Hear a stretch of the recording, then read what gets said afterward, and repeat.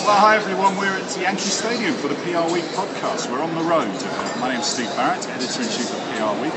We're just about to record our podcast with Lindsay Stein, who's senior reporter covering consumer, and our special guest this time, Matt Neal, who's president of New York for Golden and also president of EMEA, just landed in New York. So Matt, hi. Good to see you. Thank you for joining us here at Yankee Stadium. This is a behind the scenes. This is Perry-podcasting. Perry-casting or Perry-pod? You like Perry-casting?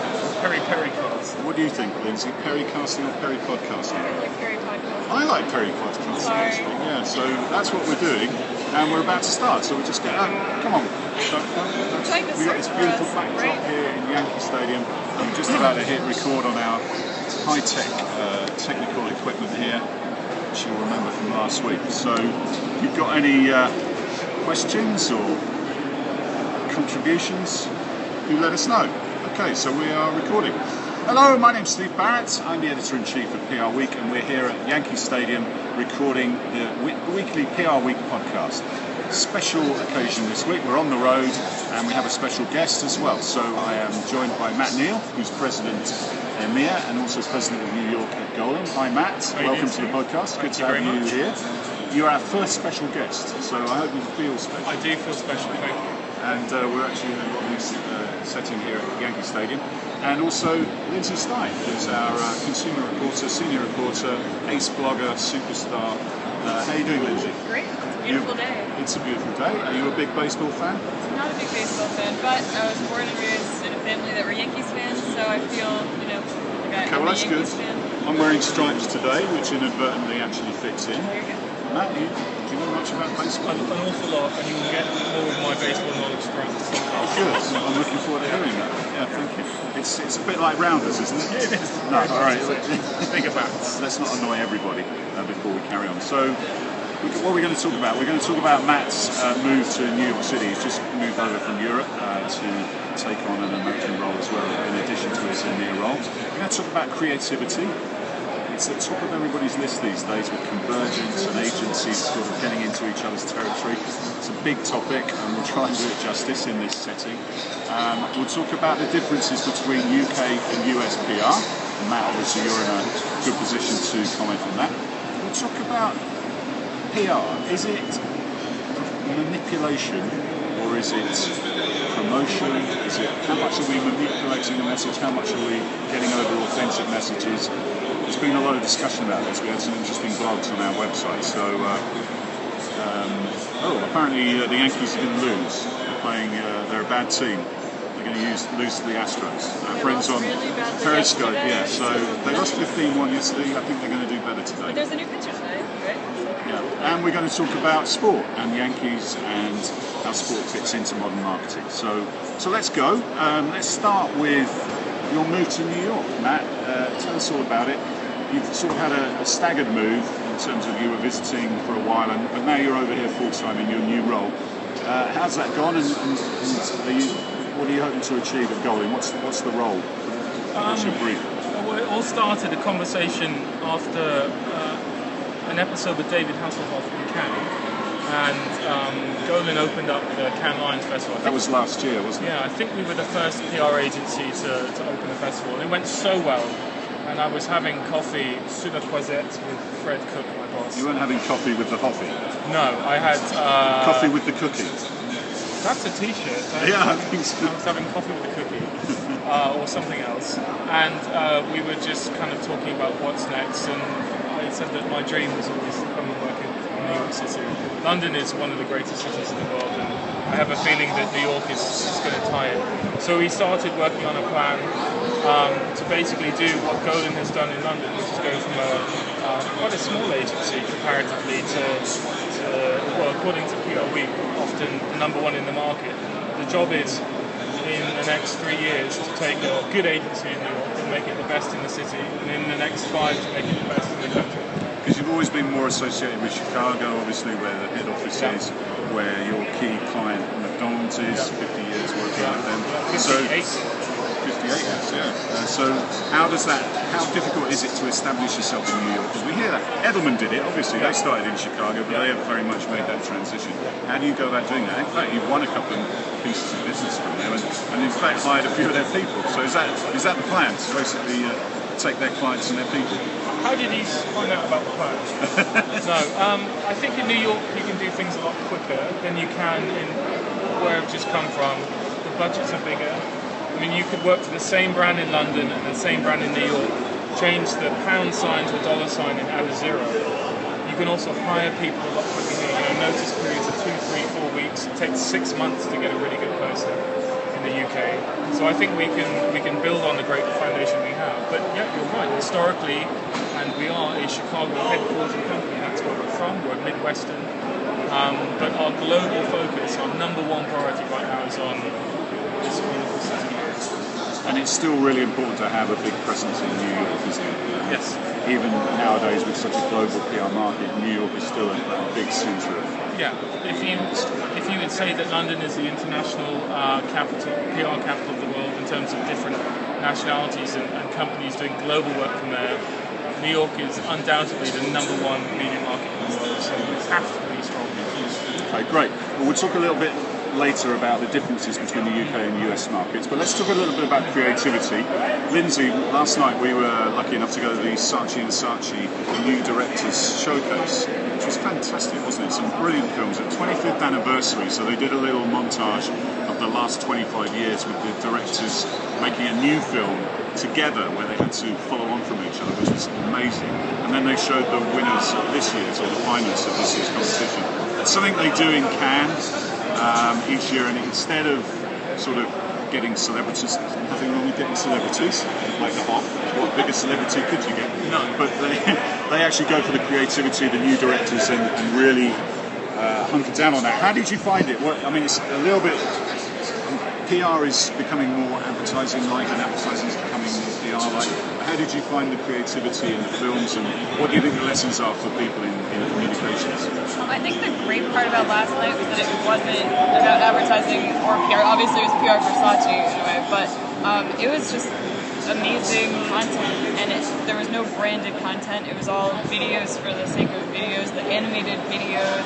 Some of them were a little more music videos, then some of them were funny 8-minute things. Some were mini documentaries in 8 minutes, which shocked me that you could do like such a poignant thing in 8 minutes. So I just think it goes to show you that today you're just looking for good content creators. Yeah, it was fantastic. It's all about ideas and then translating those ideas into communications and marketing tactics. But I guess also they're trying to pick up and attract the hottest directors, aren't they, and engage them in their brand. And there was some amazing work, actually. Because today, the content for brands can be just as good as a lot of those things last night. It's just as engaging. Tons of times, like I have friends even who are like, oh, it's an ad or it's branded, it's going to be horrible, it's done by a brand. But no, that's not true. I think today you can have just as good of content as branded. Yeah, Matt, these days, you notice from Cannes, you notice from the PRWeek Awards, video is becoming more and more important, isn't it? It's at the centre of a lot of the big ideas. So how much is that changing what you do, and how much are you having to employ film directors and people that are comfortable with that world, broadcasters? Yeah, it is a huge trend. I think everyone's trying to work out, do we have to hire these people, or can we have a freelance relationship with them? Because these filmmakers are expensive, and is there enough work that you can justify having them on your salary bill all the time?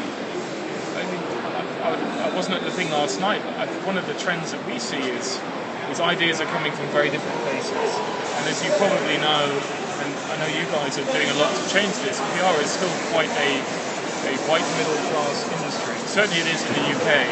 And we are now trying to attract people from different backgrounds. Because the problem is, if we probably all went to, we actually did go to the same school. We did, yeah, in Bradford, in England. Yeah, but that's very rare, but it's... Red brick, I think is probably the best way. White tile.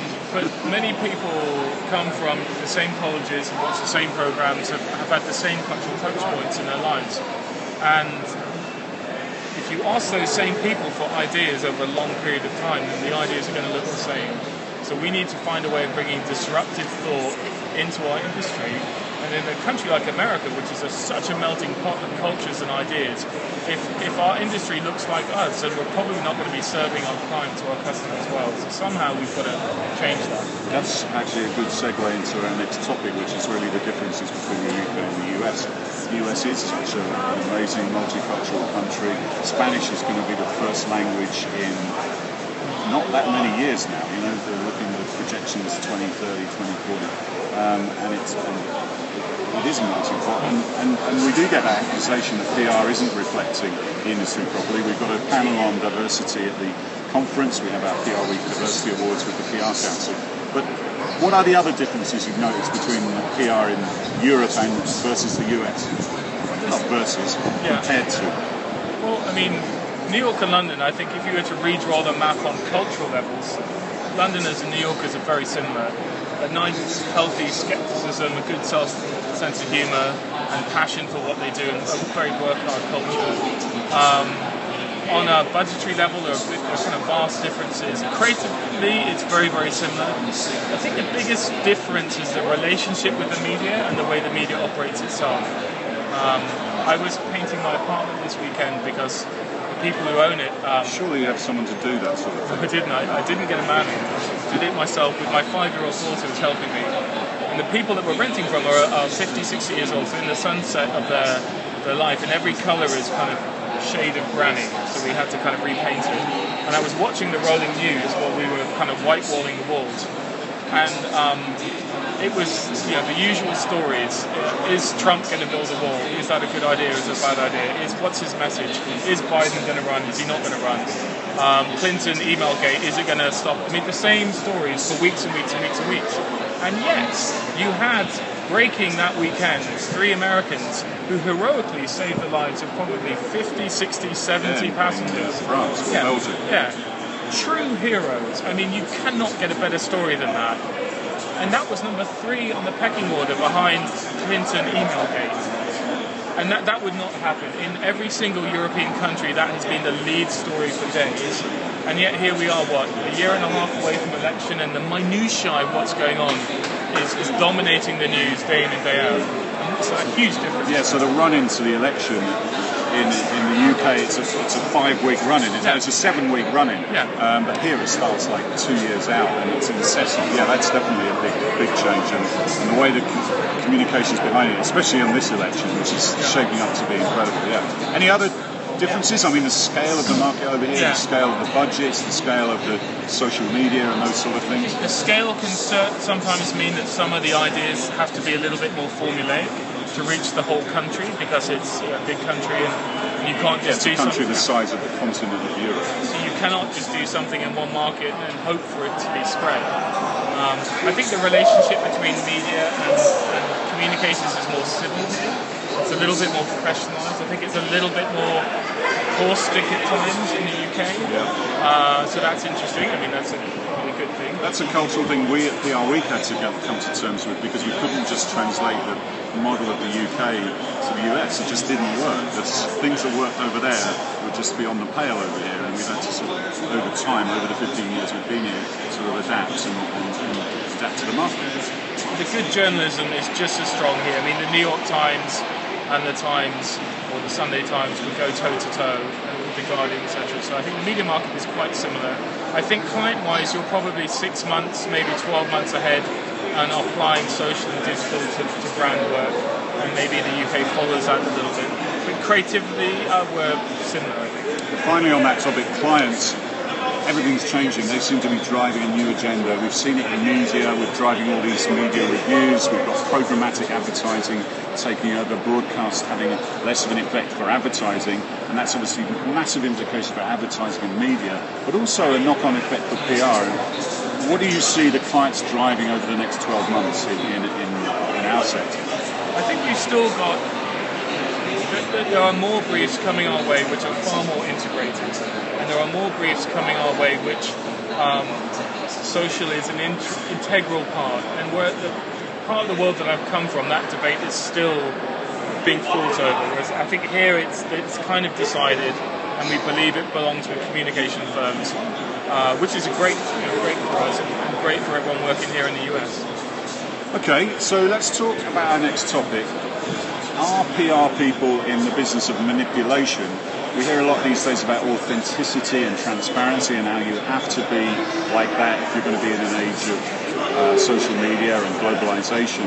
And then you see stories like we had in the UK of Sweatygate, where people are inserting people in stories that actually are brand advocates, and they're almost hoodwinking the public and hoodwinking the media. So, Lindsay, have you got a view on this?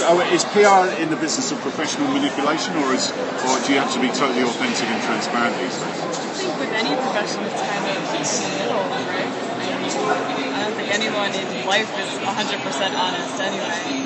But I'd like to think that PR is more about building reputation and building a brand or building a name or fixing crises. But I think with any job, you have to sacrifice a little bit and maybe lie and manipulate in order to, either save your brand or save people or... Yeah, well, I don't know if you saw this story, Matt. It was about someone who was basically advocating on behalf of a company but was being used as a case study in this story. I'm sure these things have gone on for years. I remember journalists are the same. When someone needs a model for a shoot, and someone in the newsroom got a kid that they can use, etc., etc. And what's the dividing line between manipulation and transparency and authenticity? I think it depends, to Lindsay's point, on maybe where you're working. I would say professional persuaders would probably be what I would umbrella call those. If you're working for, there was a really nice quote on your site, I can't remember who it was, but they said that I believe that over time the truth will come out. And I think that's how most professional PR people believe, and would be the advice that they would give CEOs and the boards that they are advising. However, I think if you are a publicist working for a celebrity, I think many of them have gone on the record, and I would call that, by the way, a different profession, question mark profession, who have gone on the record and said they do lie. And I think if you're working for a political party or religious group where you believe that your point of view is better than everyone else's, i.e. it's an ideology or politics, yeah, then you probably will manipulate because you believe, hand on heart, that your way is better than everyone else's. If you're working for a peanut butter or a car company, I really don't think that's the case. All right, well, you can check out that debate on our website. A couple of really interesting blogs and a response to one of our columnists, and it's got a lot of interest on the site, and it's one of the most popular. Looks like someone's just scored a goal, man. Is that what you call it? That is definitely a goal. Or is it? Yeah, back of the net. Yeah. Okay. All right. So it's 2-0. Okay. To the Yankees, yeah. No. To Houston. That's a shame. All right. Finally, we're going to talk about sport, and it's becoming more and more important in marketing. We're seeing agencies setting up sports and entertainment wings. We're seeing specialist agencies like IMG prospering. Catalyst was acquired by them, a PR shop that specialises in sport. Kind of broken up from sports entertainment. Sports and entertainment, right? Yeah. They're both so big. And indeed, Sir Martin Sorrell has taken someone from IMG, hasn't he, to set up a sporting division at WPP rather than acquiring something. What are you seeing in you cover consumer a lot, and obviously sport and consumer overlap. How important is and how effective can sport and entertainment be in communications and marketing these days? From brands that I've talked to, it's funny because even if they don't have nothing to do with the sport, the ones I talk to do get involved on social media when they can, because they're like FIFA. Even though there's rights where or the Super Bowl, you can't say Super Bowl, but you can say the big game. You can get around it. There are ways to just get involved, and you have millions of people watching at once, so it makes sense to get involved in some sort of content. And then agencies all really want sports brands, even if it's maybe not as specific like the Yankees, but it's a brand that like Cliff that has a bunch of athletes that are involved. You know about Cliff? Yes. Recently won by Golan, actually. I didn't even do that on purpose. That just happened. Thank you for that message. Congratulations. But yeah, it's just today sports and lifestyle and all of that is just going hand in hand. Look at Under Armour; they have a lifestyle message and a sports message. All right, what do you think, Matt? We're Perry podcasting here. I'm not seeing any action on the Periscope, so I don't know whether this is even working. We're getting no comments and we're getting no hearts. So I'm hoping this is working, and I'm hoping there's someone out there listening. Anyway, we're carrying on with our podcast because that's what we do, consummate professionals. What about sports? It's so sexy now, isn't it? The big tournaments, the World Cup last year seemed to really have, America had bought into it as well. I was there, and there were more Americans there than any other country, apart from Brazil. And sport is just, and we're here in Yankee Stadium, Derek Jeter and all these guys. But then you've got. Isn't Yankee Stadium one of the only ones left that's not branded, by the way? Yeah. It is. That's very true. I wonder if that'll ever. It's a good point. But then the players are such big brands, aren't they? And then you've got A-Rod and all the sort of issues around him and other sports stars with bad behaviour that can then tarnish a brand. How do you work through that? You work a lot with McDonald's. Obviously, they're involved in this to a massive scale. I think sports marketing has changed a lot over the years. It was probably the backwater, to go back to one of your earlier points, the backwater of creativity, because you would write a check, you would get talent, and that was it. It was talent plus brand. There's the story. And now you had sort of specialist agencies. I remember Alan Pisco Associates that got bought out last year. And sports stars setting up, wasn't it? The kind of Jerry Maguire thing. Yeah. Now you're seeing creativity. In Cannes this year, you saw some really good sports marketing campaigns that had brilliant ideas. My favourite was a football one, soccer football, in Latin America. I think it was in Brazil. And the problem there was people would go and fight at the stadium, like really, really bad fighting, stabbings, etc. And this brand got a campaign for the mothers, to be the security guards. Yeah. And it's just wonderful, and that's so and creative. There's an understanding of Latin American culture where you don't mess with mum, do you? It doesn't matter how tough you are. Mum is still the boss. You've got to go home and answer to your mum. So that was. I think we're going to see a lot more creativity in sports marketing, which is great for consumers, and brands are hopefully going to be more bold and ambitious. Yeah, and at Yankee Stadium they started playing soccer. Yes. The heated Manchester City, unfortunately, they have tied up with, which has vexed me a lot. But so I'm now a New York Red Bulls fan. It's Manchester United is my team.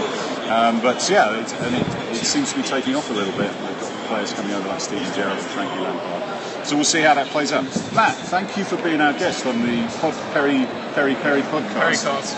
It's great fun. It's great to have you with us, and we look forward to seeing how you make out in America. Welcome to New York City, and it's good to have you here. Just wanted to mention our conference. It's on September the 16th. We have a fantastic lineup of speakers from across senior marketers, senior communicators, broadcasters, media folks. We've got a diversity debate. We've got a 40 under 40 debate. We have our dinner in the evening honouring those great rising stars of the industry. So do check that out on PRWeek.com and get your ticket, reserve your place.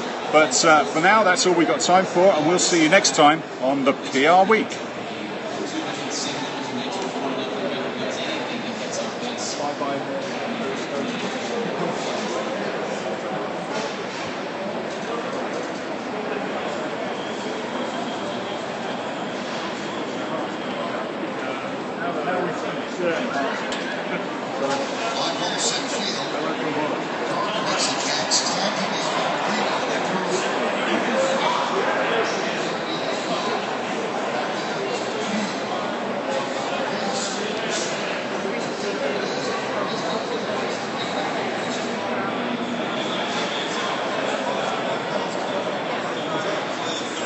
That was a golden. And they did, so it's funny, I talked to them.